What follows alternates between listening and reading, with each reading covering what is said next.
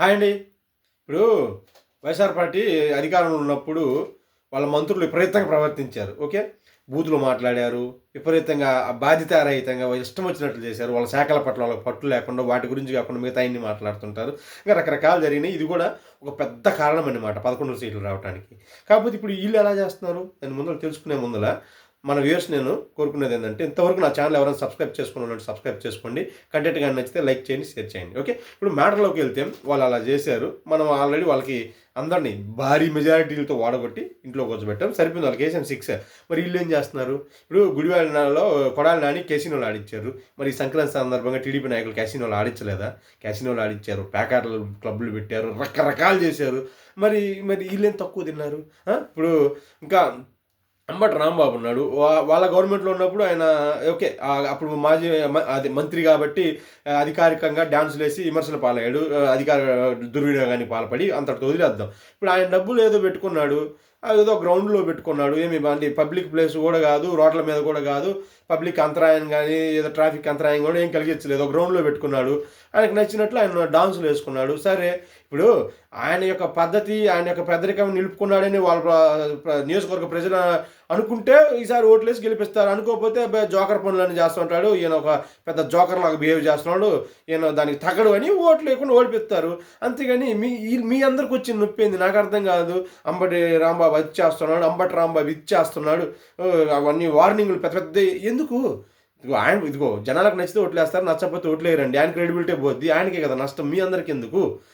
ఇది ఒకటి. ఇంకా మళ్ళీ అప్పట్లో వాళ్ళ పార్టీ నాయకులందరూ రికార్డింగ్ డాన్సులు పెట్టి డాన్సులు వేశారనమాట మంచి మంచిగా సంక్రాంతికి. అంటే ఇప్పుడు వీళ్ళు రికార్డింగ్ డాన్సులు పెట్టట్లేదా సంక్రాంతి సందర్భంగా? విపరీతంగా అసలు సంక్రాంతి పండగ అంటే ఏందో, సంక్రాంతి పండగ అంటే రికార్డింగ్ డాన్సులు అన్న మాదిరి తయారు చేస్తున్నారు. సంక్రాంతి పండగ అంటే రికార్డింగ్ డాన్సులు కాదు నాయన, అట్లా తయారు చేస్తున్నారు. మరి వీళ్ళేం తక్కువ తిన్నారు? మారింది ఆ పార్టీలు ఈ పార్టీలు ఒక్కటే. వాళ్ళు విపరీతంగా బూతులు మాట్లాడారు. వీళ్ళైతే బూతులు మాట్లాడట్లేదు, నేను ఒప్పుకుంటా. అంతేగాని వాళ్ళు ఇసుక దందాలు చేశారు, వీళ్ళు ఇసుక దందాలు చేస్తూనే ఉన్నారు. వాళ్ళు మద్యం దందాలు చేశారు, వీళ్ళు మద్యం దందాలు కమిషన్ల మీద కక్కుర్తిపడి చేస్తూనే ఉన్నారు.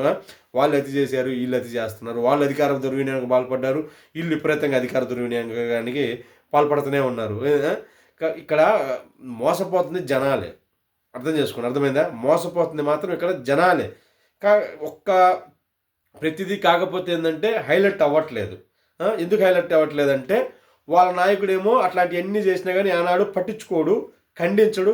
పోనీ అబ్బాయి ఇట్లాంటివన్నీ సహజమే కదా, రాజకీయాలలో ఉన్నప్పుడు లిబరల్గా ఉండటం వల్ల అవి అవతల మీడియా విపరీతంగా ప్రచారం చేయటం వల్ల ఏంది జనాలకి విపరీతంగా చొచ్చుకుపోయి వాళ్ళంతా ఎదవులు, నీచులు, దుర్మార్గులు, నికృష్టులు, అత్యంత దరిద్రులు, అత్యంత అవినీతి పరులు, ఇట్లా గోండాలు అని రకరకాల ముద్రలని పడిపోయినాయి.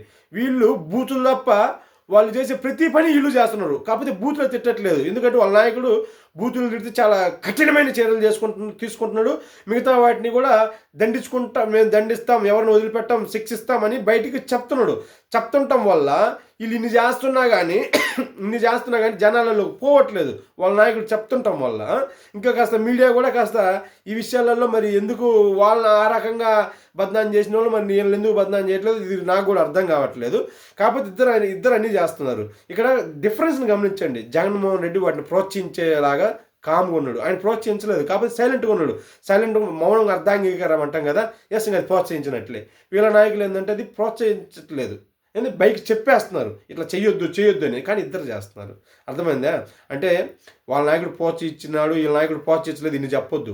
ఎవరికి అట్లాంటి ఇష్టం ఉండదు. కాకపోతే జగన్మోహన్ రెడ్డి మౌనంగా ఉండటం వల్ల ఇట్లాంటివన్నీ ఆయన కూడా ఇట్లాంటి ఎంటర్టైన్ చేస్తున్నారులే, ఆయన కూడా అట్లాంటి వాడని ముద్ర పడిపోయింది. నేను ఎప్పుడూ చెప్పాను ఆ వీడియోలలో, మౌనంగా ఉండొద్దు జగన్మోహన్ రెడ్డి, సైలెన్సే సగం దరిద్రం మీకు అని. ఓకే, ఇప్పటికైనా అర్థం చేసుకోండి. Thank you.